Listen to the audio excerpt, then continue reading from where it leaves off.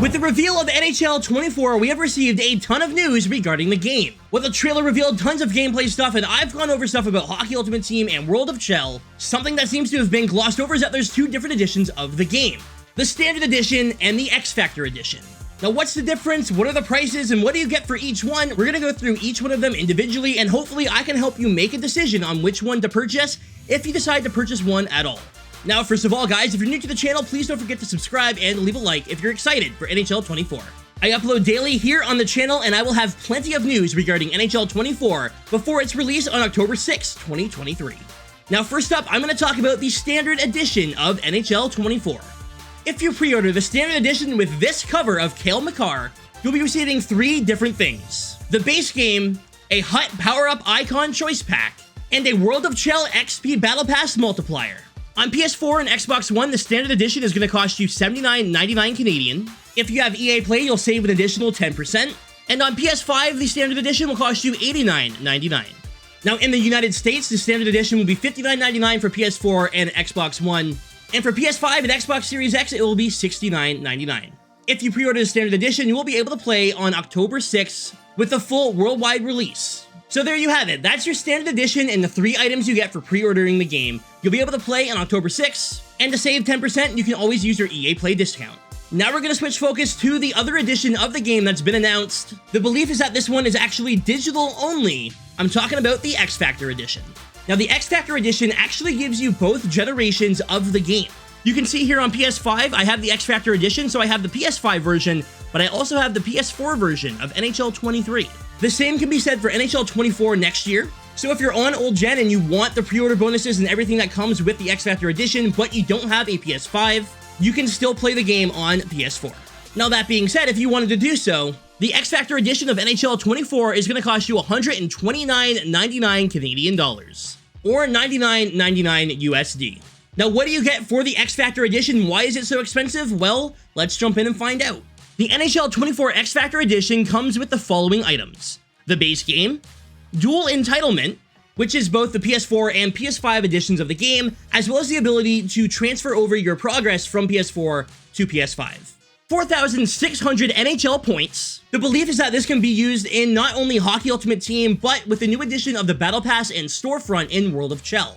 Without EA Play, 4,600 NHL points cost over $50 Canadian, so you're getting that value in the X Factor Edition. An exclusive Cale Makar player item, 85 overall, and looks like it's going to preview the first event of the year, Training Camp, although that's not confirmed. A Hut Power-Up Icon Choice Pack, just like you get in the Standard Edition, and the World of Chell Battle Pass XP modifier, just like the Standard Edition. Now on top of that, if you pre-order before September 25th, you're going to receive a Hut Team Building Player Choice Pack, where you get to choose 2 of 32 player items. Now, Team Builder player items in NHL 23 were 84 overall, so we could potentially be seeing the same thing next year, or they could be lower, we aren't sure. On top of all that, you're going to get 3 days of early access, and you'll be able to play NHL 24 on October 3rd, 2023. Now, everything I've said here about PlayStation, because I do play on PlayStation, I get it stuck in my head, PS4 and PS5, this also counts towards Xbox One and Xbox Series X and S. Now, let's talk about EA Play really quickly. I've shown that you can use your EA Play subscription and save 10% on future titles, including NHL 24 Standard and X Factor editions. Well, if you are someone who's considering getting just the Standard Edition, make sure you use your EA Play trial, because on October 3rd, you'll get 10 hours to play the game early, just like those with the X Factor Edition.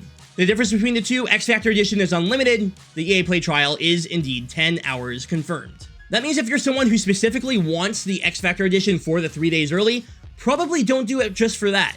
I would instead just use your EA Play trial. You get 10 hours across 3 days, and then you can play the full game on release on October 6th. Now, if you're a Hockey Ultimate Team fan, it makes a lot of sense for you to want to pre-order the X Factor Edition.